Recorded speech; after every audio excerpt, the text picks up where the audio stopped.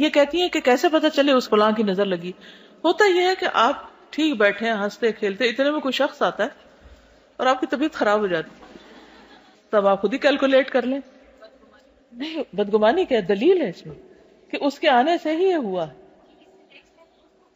اس کو کہیں پلیز آپ وضو کر پانی دے دیں مجھے، آپ آئی تھی تو میری طبیعت خراب ہو گئی. نہیں، وہ محبت سے بھی زیادہ دیکھے تو بیمار ہو سکتے ہیں نا. اور دوسری بات یہ کہ دیکھیے، اگر مجھ سے کوئی کہے گا میں کبھی بھی مائنڈ نہیں کروں گی، کیونکہ یہ میرے رسول کا بتایا ہوا طریقہ ہے، اور میں انسان ہوں اور مجھ میں خیر بھی اور شر بھی ہے. اگر میرے شر سے کسی کو تکلیف پہنچی ہے اور وہ مجھے کہہ رہا ہے سنت پر عمل کرنے کے لیے، تو میں کیوں مائنڈ کروں؟ ہمیں اتنا تو کم از کم دین پتا ہونا چاہیے کہ ہم اس طرح کی باتیں مائنڈ نہ کریں. نظر اتارنے کے لیے چینی پہ دم کر کے اس کو جلایا جاتا ہے. اب کھانے کی چیز کیوں جلا رہے ہیں آپ، ضائع کر رہے ہیں. کچھ لوگ مرچیں جلانے لگتے، اتنی مہنگی مرچیں. تو اس طرح کی چیزیں جو مسنون نہیں ان سے پرہیز فرمائیے.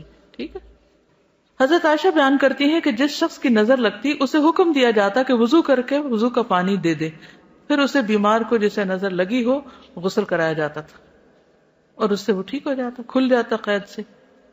کہ نظر سے جو ریز اٹھتی ہیں وہ انسان کے جسم میں، یعنی نیگیٹو ریز جو خاص طور پر آتی ہیں، حسد کی نظر ہوتی ہے جیسے، تو وہ آ کے ایک ریئیکشن کرتی، کیمیکل ریئیکشن ہوتا ہے اس کی وجہ سے بلڈ میں، جس سے کچھ بیماریاں پیدا ہوتی ہیں.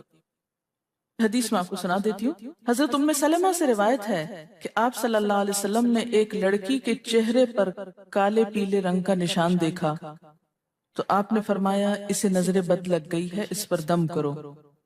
حضرت جابر کہتے ہیں کہ آپ صلی اللہ علیہ وسلم نے آل حزم کو سانپ کے ڈسنے کی وجہ سے دم کرنے کی رخصت دی، اور آپ نے اسما بنت امیس سے پوچھا کیا وجہ ہے کہ میرے بھتیجے کمزور ہیں، کیا فقر و فاقہ کا شکار ہیں، یعنی کھانے پینے کے باوجود یہ کیوں کمزور ہیں، کیا ان کو کچھ کھانے کو نہیں ملتا؟ انہوں نے کہا نہیں، بلکہ انہیں نظر بد بہت جلد لگ جاتی ہے. تو آپ نے فرمایا ان پر دم کیا کرو. یعنی جس بیماری کی سمجھ میں نہ آئے کہ کھائے پیے بھی انسان جوان بھی ہو لیکن اس کو صحت ہو ہی نہ، کوئی ظاہری سبب معلوم ہی نہ ہو، تو ایسے شخص پر دم کرنا چاہیے. حضرت عائشہ صدیقہ کہتی ہیں کہ رسول اللہ صلی اللہ علیہ وسلم نظر بد کی وجہ سے دم کرنے کا حکم دیتے تھے. حضرت انس کہتے ہیں کہ آپ صلی اللہ علیہ وسلم نے نظر بد اور بچھو وغیرہ کے ڈسنے سے اور پھوڑوں سے دم کرنے کی اجازت دی، یعنی پھوڑے وغیرہ جو ہوتے ہیں نا اس پر بھی دم کی اجازت دی. تو جسمانی بیماری ہے نا. اور نظر کے بارے میں تو یہ بھی کہا گیا ہے، حدیث میں آتا ہے کہ نظر بد کا لگنا حق ہے، انسان کو اونچے پہاڑ سے گرا سکتی. کیونکہ ہوتا کیا ہے کہ جب ایک خاص اینگل سے دیکھا جاتا ہے تو دوسرے انسان کے جسم میں جیسے لرزہ سا آ جاتا ہے نا اور انسان ہل جاتا ہے. اس کی دلیل قرآن میں بھی ہے. ایک سورت کے آخر میں آتا ہے وَإِن يَكَادُ الَّذِينَ كَفَرُوا لَيُزْلِقُونَكَ بِأَبْصَارِهِمْ لَمَّا سَمِعُوا الذِّكْرَ، کہ قریب ہے کہ کچھ کافر آپ کو اپنی نگاہوں سے کیا کر دیں، پھسلا دیں جب یہ قرآن سنتے ہیں. یعنی وہ سننے نہیں آتے تھے، صرف آپ کو گھورتے رہتے تھے. اور کس لیے گھورتے رہتے تھے؟ تاکہ آپ بول نہ سکیں، آپ لرز جائیں، ڈگمگا جائیں، اپنا کام چھوڑ دیں. بری نیت سے آتے تھے. وَيَقُولُونَ إِنَّهُ لَمَجْنُونَ، کہتے ہیں کہ یہ تو مجنون ہو گیا. آپ صلی اللہ علیہ وسلم نے فرمایا نظر بد حق ہے، اگر تقدیر سے کوئی چیز سبقت لے جا سکتی ہوتی تو وہ نظر بد ہے. پتہ کیسے چلے؟ چل جاتا ہے. پتہ کیوں نہیں چلتا؟ مثلا آپ کا بچہ ہنس رہا تھا، کھیل رہا تھا، دودھ پی رہا تھا کہ اچانک کوئی شخص آیا اور جب وہ اٹھا تو بچے نے شور کرنا شروع کر دیا. اور پتہ چل جاتا ہے. بعض اوقات گھر ہی کے لوگوں کی لگ جاتی، بعض اوقات محبت سے بھی لگ جاتی کہ بچہ کھیل رہا تھا، آپ دیکھتے کہ وہ گر پڑا، اچانک رونا دھونا شروع ہو گیا، سر پٹ گیا. حدیث میں آتا ہے نظر بد انسان کو موت تک اور اونٹ کو ہانڈی تک پہنچا دیتی. اونٹ کو ہانڈی تک پہنچانے کا مطلب کیا ہے؟ ذبح کرنا پڑ جاتا ہے، تڑپنے لگتا ہے. آپ صلی اللہ علیہ وسلم نے فرمایا اللہ کی قضاء اور تقدیر کے بعد سب سے زیادہ نظر بد کی وجہ سے میری امت میں اموات ہوں گی. آپ صلی اللہ علیہ وسلم نے فرمایا نظر بد سے اللہ کی پناہ طلب کیا کرو، کیونکہ نظر بد کا لگنا حق ہے. اسما بنت امیس نے آپ سے گزارش کی کہ بنو جعفر کو نظر بد لگ جاتی ہے تو کیا وہ ان پہ دم کر سکتی ہیں؟ آپ نے فرمایا ہاں، یعنی ایک عورت بھی دم کر سکتی ہے، اور اگر تقدیر سے کوئی چیز سبقت لے جانے والی ہوتی تو وہ نظر بد ہے. آپ نے فرمایا بے شک نظر بد انسان پر اثر انداز ہوتی ہے، حتیٰ کہ اگر وہ ایک اونچی جگہ پر ہو تو نظر کی وجہ سے گر بھی سکتا ہے، یعنی فزیکلی بھی اثر انداز ہوتی. اور آپ دیکھیں کہ وہ قرآن پاک میں نہیں آتا وَمِن شَرِّ حَاسِدٍ إِذَا حَسَدَ، اور حاسد کے شر سے جب وہ حسد کرے. تو نظر بد ہوتی کس کی ہے؟ حاسد کی ہوتی. بری نظر کس کی ہوتی ہے؟ حاسد کی. تو جو صبح شام 3 دفعہ یہ پڑھتے رہے ان کو حاسد کچھ نہیں کر سکتے، ان کا کچھ نہیں بگاڑ سکتے، جتنا چاہیں گھورتے رہے. اسی طرح ابن کثیر نے کہا کہ نظر بد کا اللہ کے حکم سے لگنا اور اثر انداز ہونا حق ہے. تو جب اللہ کی پناہ لیتے ہیں نا قل اعوذ برب الفلق قل اعوذ برب الناس، تو آپ نے اللہ کے پناہ لے لی، شیلٹر میں آ گیا. اب ہر چیز بیکار ہو رہی ہے، سب نظریں وظریں. اور اگر لگتی بھی ہے انسان کو تو کس سے؟ اللہ کے اذن سے لگتی. حافظ ابن حجر کہتے ہیں کہ نظر بد کی حقیقت کچھ یوں ہے کہ ایک خبیث الطبع انسان اپنی حاسدانہ نظر جس شخص پر ڈالے تو اسے نقصان پہنچے. ابن قیم کہتے ہیں کچھ کم علم لوگوں نے نظر بد کی تاثیر کو باطل قرار دیا ہے، اور ان کا کہنا ہے کہ یہ محض توہم پرستی ہے اور اس کی کوئی حقیقت نہیں. لیکن حقیقت یہ ہے کہ یہ لوگ سب سے زیادہ جاہل اور ارواح کی صفات اور ان کی تاثیر سے ناواقف ہیں، اور ان کی عقلوں پہ پردہ پڑا ہوا ہے. جبکہ تمام امتوں کے عقلاء باوجود اختلاف مذاہب کے نظر بد سے انکار نہیں کرتے، یعنی صرف اسلام میں نہیں دیگر مذاہب میں بھی یہ کانسیپٹ پایا جاتا ہے. اگرچہ نظر بد کے سبب اور اس کی جہت تاثیر کے سلسلے میں ان میں اختلاف ہے. پھر کہتے ہیں اس میں کوئی شک نہیں کہ اللہ تعالیٰ نے جسموں اور روحوں میں مختلف طاقتیں اور طبیعتیں پیدا کی ہیں، اور ان میں کئی خواص اور اثر انداز ہونے والی کیفیات ودیت کی ہیں. آپ دیکھیں کہ لو چلتی ہے تو اثر نہیں ہوتا، اس کا بھی تو اثر ہوتا ہے نا، حالانکہ وہ نظر نہیں آ رہی ہوتی. اور کسی عقل مند کے لیے ممکن نہیں کہ وہ جسموں میں روحوں کی تاثیر سے انکار کرے، کیونکہ یہ چیز خود دیکھی اور محسوس کی جا سکتی ہے. اور آپ دیکھ سکتے ہیں کہ ایک شخص کا چہرہ اس وقت انتہائی سرخ ہو جاتا ہے جب اس کی طرف وہ انسان دیکھتا ہے جس کا وہ احترام کرتا ہے، اور اس سے شرماتا ہو، اور اس وقت پیلا پڑ جاتا ہے جب اس کی طرف ایک ایسا آدمی دیکھتا ہے جس سے وہ ڈرتا ہو.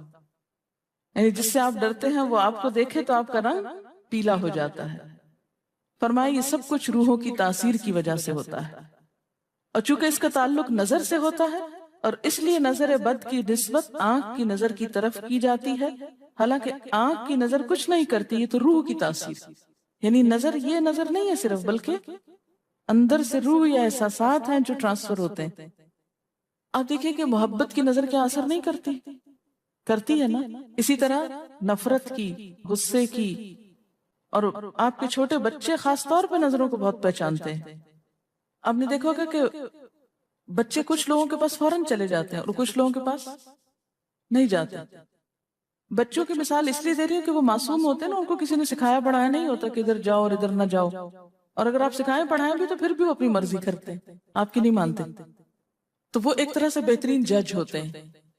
بعض لوگوں کو دیکھ کے بچے رونے لگتے ہیں، بعض کو دیکھ کے مسکرانے لگتے ہیں. یہ ایسا کیوں ہوتا ہے؟ اچھا اسی طرح اگر کوئی شخص کانسٹنٹلی آپ کو دیکھ رہا تو آپ کانشیس ہو جاتے ہیں، آپ ٹھہر نہیں سکتے. اسی طرح اگر کوئی سٹیئر کر رہا ہو تو اس کی نظروں سے بعض اوقات خوف بھی آنے لگتا ہے. اللہ نے کیسی کیسی طاقتیں انسان کو دی ہیں. سلطان النصیرہ. اچھا پھر لکھتے ہیں کہ روحیں اپنی طبیعتوں، طاقتوں اور کیفیتوں اور اپنے خواص کے اعتبار سے مختلف ہوتی. سو حسد کرنے والے انسان کی روح واضح طور پر اس شخص کو اذیت پہنچاتی ہے جس سے حسد کیا جاتا ہے. ویسے بھی تو آپ دیکھیں نا وہ رویے ایک دم آپ پہچان لیتے ہیں. یہی وجہ ہے کہ اللہ تعالیٰ نے حاسد کے شر سے پناہ طلب کرنے کا حکم دیا ہے. حاسد کی تاثیر ایک ایسی چیز ہے جس سے وہی انکار کر سکتا ہے جو حقیقت انسانیت سے خارج ہو. جنوں کی نظر بھی لگتی. یہ میرا قول نہیں ہے، حدیث ہے. حضرت ابو سعید خدری سے روایت ہے کہ رسول اللہ صلی اللہ علیہ وسلم جنات اور انسانوں کی نظر بد سے پناہ مانگتے تھے. یعنی آپ جو پناہ مانگتے تھے بری نظر سے، وہ انسانوں کی بھی اور جنوں کی بھی. پھر جب معوذتین الفلق اور الناس نازل ہوئیں تو آپ انہی کو پڑھتے اور باقی دعائیں آپ نے چھوڑ دی تھی. یعنی قل اعوذ برب الفلق، قل اعوذ برب الناس، پھر سب چیزوں کے شر سے بچنے کے لیے کافی. یاد رکھیے بعض اوقات اپنی نظر بھی لگتی ہے، خود کو بھی نظر لگتی ہے. اسی طرح جب لباس اتارا جاتا ہے نہانے کے لیے مثلا، تو اس وقت بھی دعا سکھائی گئی. بسم اللہ پڑھنی چاہیے، بیسیکلی بسم اللہ پڑھ کر اتارنے چاہیے. اور اس کے علاوہ اعوذ بکلمات اللہ التامات من شر ما خلق بھی پڑھ سکتے ہیں. آپ کو معلوم ہے کہ ٹوائلٹ میں جانے سے پہلے بھی دعا سکھائی گئی، کیونکہ جنات کے ٹھکانے گندی جگہوں پر ہوتے ہیں. اللہم انی اعوذ بک من الخبث والخبائث، خبیث جنوں اور خبیث جننیوں خبائث سے تیری پناہ میں آتا. یہ دعا کیوں سکھائی گئی؟ اسی لیے کہ اگر آپ وہاں پر موجود ہیں اور خصوصاً اگر آپ بے لباس ہیں تو بھی ایسی چیزوں کی نظر بھی لگ سکتی ہے اور وہ چیزیں اثر انداز بھی ہو سکتی ہیں. اسی لیے بلا ضرورت تنہائی میں بھی بے لباس ہونے سے منع کیا گیا ہے. بعض لوگ کی عادت ہوتی ہے نا کہ وہ نہانے بیٹھتے ہیں تو وہی کپڑے دھونے شروع کر دیتے ہیں، اور نہیں، بس فوراً اپنے آپ کو ڈھانکنے کی کوشش کریں. بلا ضرورت زیادہ دیر بے لباس نہ رہیں. ایک حدیث میں آتا ہے، ابو امامہ کہتے ہیں کہ میرے باپ سہل بن حنیف نے غسل کا ارادہ کیا اور جب قمیص اتاری تو عامر بن ربیعہ ان کی طرف دیکھ رہے تھے. ان کا رنگ انتہائی سفید تھا اور جلد بہت خوبصورت تھی. عامر نے دیکھتے ہی کہا، میں نے آج تک اتنی خوبصورت جلد کسی کنواری لڑکی کی بھی نہیں دیکھی. ان کا یہ کہنا تھا کہ سہل کو شدید بخار شروع ہو گیا. چنانچہ نبی صلی اللہ علیہ وسلم کو یہ قصہ بتایا گیا اور آپ سے یہ بھی کہا گیا کہ سہل کی حالت یہ ہے کہ وہ سر بھی نہیں اٹھا سکتا. آپ نے پوچھا، کیا تمہیں کسی پہ شک ہے؟ انہوں نے کہا، جی ہاں، عامر بن ربیعہ پہ ہو سکتا ہے. آپ نے انہیں بلوایا اور ناراضگی کا اظہار کرتے ہوئے فرمایا، تم میں سے کوئی ایک کیوں اپنے بھائی کو قتل کرتا ہے؟ کیا تم بارک اللہ نہیں کہہ سکتے تھے؟ اس لیے اب غسل کرو، اور اس غسل کا پانی کس پہ ڈالا جائے؟ جس کو نظر لگی. عامر نے اپنا چہرہ، ہاتھ، کوہنیاں، ٹخنے، پاؤں اور اپنی چادر کے اندرونی حصے دھوئے. پھر اسی پانی کو آپ نے سہل کے اوپر پیچھے سے بہا دیا، یہ نہیں کہ اس کے منہ پہ ڈالنا، پیچھے سے بہا دیا اور سہل فوراً ٹھیک ہو گئے. اس کا طریقہ بتایا گیا اس غسل کا. ابن شہاب زہری کا کہنا ہے کہ ہمارے زمانے کے علماء نے غسل کی یہ کیفیت بیان کی ہے، جس آدمی کی نظر لگی ہو اس کے سامنے ایک برتن رکھ دیا جائے جس میں وہ سب سے پہلے کلی کرے اور پانی اسی برتن میں گرائے. پھر اپنا چہرہ دھوئے، پھر اسی پانی کے ذریعے اپنے ہتھیلیاں، دائیں ہاتھ اور ہتھیلی پہ پانی بہائے، پھر بائیں پر، اور پھر دائیں کوہنی پر، پھر بائیں کوہنی پر، پھر بائیں ہاتھ سے اپنا دایاں پاؤں دھوئے، پھر دائیں ہاتھ سے بایاں پاؤں دھوئے، اور پھر اسی طرح گھٹنوں پہ پانی بہائے. اور پھر یاد رہے کہ سارا پانی برتن کے اندر جائے، اور اس کے بعد جس شخص کو نظر لگی ہو اس کے سر کی پچھلی جانب سے وہ پانی ایک ہی بار بہا دیا جائے. حضرت عائشہ کہتی ہیں کہ جس شخص کو بری نظر لگتی اس کو اسی طرح غسل کروایا جاتا. اب بعض اوقات یہ نہیں پتا چلتا کس کی لگی. ایسی صورت میں پھر طریقہ کیا ہے علاج کا؟ مریض کے سر پہ ہاتھ رکھ کر یہ دعا پڑھی جائے، بسم اللہ ارقیک من کل داء یؤذیک من کل نفس او عین حاسد اللہ یشفیک بسم اللہ ارقیک.